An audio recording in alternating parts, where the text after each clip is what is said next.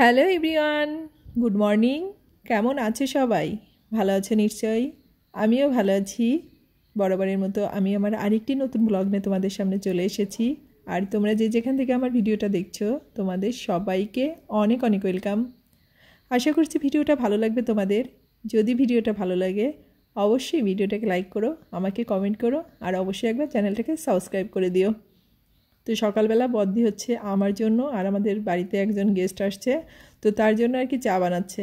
বদ্দিরা আগেই খেয়ে নিয়েছে, আমি আসলে চাটা খেতে চাইনি।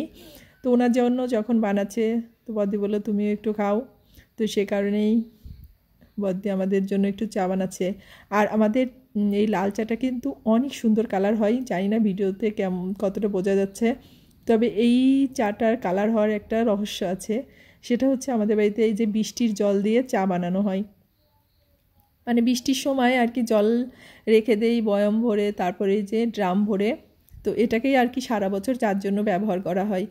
আর সত্যি বলতেছি, বৃষ্টির জলের লাল চাটা যে এত সুন্দর কালারটা হয়, মানে সত্যি দেখলে মানে এত ভালো লাগে কালারটা।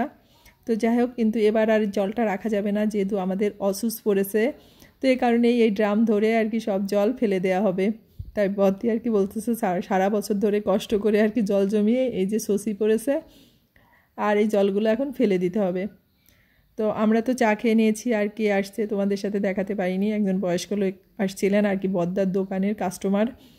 তো যাই হোক, উনিও চা খেয়ে চলে গেছে, আর আমিও চাটা খেয়ে নিয়েছি। আর আমি বদ্দি স্বপ্নীল আমরা এখন যাচ্ছি মাঠের দিকে, মানে আমরা একটা দরকারে যাচ্ছি। তো বদ্দি আর কি স্বপ্নীলকে ডেকেছিল, জল তোকে ঘুরিয়ে নিয়ে আসি, কিন্তু স্বপ্নীলের সাথে সাথে আমিও আর কি রওনা দিয়েছি ওর পিস পিস। তো যাই হোক, আমরা তিনজনে আর কি গল্প করতে করতে যাচ্ছি। আর এটা হচ্ছে আমাদের বাড়ির পিছন সাইডটা, বেশ সুন্দর। এর আগেও তোমাদেরকে ভিডিওতে দেখিয়েছিলাম। মানে আমাদের বাড়ির এই পিছন সাইডটা আমার তো ভীষণই ভালো লাগে এই গাছপালার জন্য। আর হচ্ছে যখন আমার বিয়ে হয়েছিল তখন এই সাইডটা না অনেক গাছপালা ছিল, জঙ্গল মতো ছিল, মানে এইদিকে খুব একটা আসতাম না। কিন্তু এখন পুরো পরিষ্কার হয়ে গেছে। তারপর এখানে গাছগুলো অনেক বড় বড় হয়ে গেছে, আর সবাই কম বেশি এখন এখানে আর কি যাওয়া আসা করে। আর এই পাশে এখন মিল হয়ে গেছে, আর সারাক্ষণ লোকজন থাকে আর কি, জমজমাট পরিবেশ। তো এখন আর ভয়ের কিছু নেই। আর এখন এই পাশে হচ্ছে 6 মিল হয়েছে, রাস্তার এ পাশেও 6 মিল, মানে রাস্তার ওপাশেও হচ্ছে 6 মিল। আর এই জায়গাটা আগে অনেক জঙ্গল ছিল আর নিচু ছিল, তো এখন মাটি টাটি ফেলে আর কি এখানে 6 মিল দেওয়া হয়েছে। তো বেশ ভালোই আর কি পরিবেশটা। তো কখনোই আমার মানে আমি যাইনি, এই ফার্স্ট টাইম আর কি এদিকে। এটা বেশি মানে দূরে না, কিন্তু আমাদের বাড়ির পিছন সাইডটাই। তো যাই হোক, তোমাদের সাথেও একটু শেয়ার করলাম। আর এই যে কাঠের গুঁড়িগুলো দেখছো, আমরা তো ছোটোবেলায় মানে এগুলোতে খুবই মজা করতাম।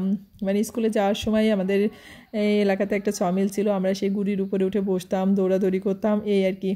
তো স্বপ্নিলও এসে অনেক মজা করতেছে। তো আমরা আসছি একটু দরকারেই, যে এখানে গুঁড়া বিক্রি করে কিনা, কাঠের গুঁড়া তো দেখার জন্য। তো এখানে আর কি লোকজন ছিল না সমিলে, সকালবেলা তো আসেনি লোকজন। তো রাস্তার ওই সাইডেও ছিল, তো আমরা আর ওই পাশে যাই নাই। তো এখানে লোকজন ছিল না, তাই একটু ঘোরাঘুরি করে আর কি চলে যাব। তারপর এই যে এসে আছে দুপুরে আর কি রান্না বাড়া হবে, তো আমি সেজন্য আর কি সব কিছু কেটে কুটে আর কি রেডি করে দিচ্ছি। আর এখন তো শীতকালীন প্রচুর সবজি পাওয়া যায়, আর মূলা টুলা তো অতিরিক্ত পরিমাণে পাওয়া যায়। তো বেশ কিছু মূলা ছিল যেগুলো আর কি আমি কেটে দিলাম গরুর মানে গরুর জন্য, মানে ভিতরে সাদা সাদা হয়ে গেছে। তো যাই হোক, সব ধরনের সবজি কেটে নিলাম। আর গতকাল আর কি হাঁটতে গিয়ে এই যে সর্ষের ফুল তুলে এনেছিলাম, তো আজকে হচ্ছে সর্ষের ফুলগুলো চপ ভাজা হবে। আর বদ দিয়ে যে দুপুরে ফ্রাইড রাইস করবে। তো বাসমতি চালগুলোকে আগেই হচ্ছে রাইস কুকারে আর কি সিদ্ধ করে রেখে জল ঝরিয়ে আর কি রেখে দিয়েছে, কারণ ফ্রাইড রাইসটা তো জল মানে শুকনা হতে হবে, তাই না? তো নিরামিষ ফ্রাইড রাইস, কোনো সস, তারপর ডিম মাংস ছাড়া শুধুমাত্র সব ধরনের সবজি দিয়ে। তো এখানে বদ্দি বাঁধাকপি, ফুলকপি, গাজর, মরিচ আর কি সব কিছু কেটে নিয়েছে। আর ওই পাশে হচ্ছে আলু, তারপর ফুলকপি আর সোয়াবিনের রসা করা হয়েছে। তো ফ্রাইড রাইস দিয়ে এগুলো খাওয়া হবে। তো রাইসটা তো ওইদিকে তোমাদেরকে দেখিয়ে দিলাম আর কি, ঠান্ডা করতে দিয়েছে। আর এই যে কড়াইয়ে তেল দিয়ে আর কি সব সবজিগুলো এখন দিয়ে দিয়েছে। তো আমাদের বাড়িতে আর কি সেইভাবে কেউই সস খেতে পছন্দ করে না, তো সে কারণে কোনো সস দেওয়া হবে না, শুধুমাত্র সবজি দিয়ে আর কি ফ্রাইড রাইসটাকে রান্না করা হবে। তো সবজিটাকে ভালো করে আর কি নাড়াচাড়া করে একটু ভাজা ভাজা নরম হয়ে গেছে আর কি। তো এখন এই যে রাইসগুলোকে দিয়ে দিচ্ছে, কিন্তু মানে একবারে কড়াই আর কি ধরবে না, এর জন্য বদ দিয়ে আর কি ভাগ করে নিয়েছে, দুইবারে আর কি ফ্রাইড রাইসটাকে আর কি একটু ফ্রাই করে নেবে। তো এর ভিতরে একটু ঘি আর গোলমরিচের গুঁড়াও দিয়ে দিয়েছে।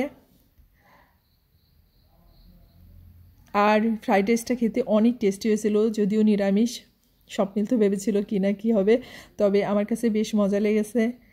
আর এই যে রান্নাটা তো হয়ে গেছে, এখন সবাই মিলে আর কি খেতে বসে গেছে। তো স্বপ্নিল, সূর্য আর মা খাচ্ছে, তারপরে আমি বদ্দি আমরা তিনজনে আর কি খেয়ে নেব। আর রান্নাটা কিন্তু বেশ ভালো, তার সাথে আর কি সালাদও বানানো হয়েছে। তো যাই হোক, তোমরা সবাই ভালো থেকো, সুস্থ থেকো, আর অবশ্যই সাবধানে থেকো।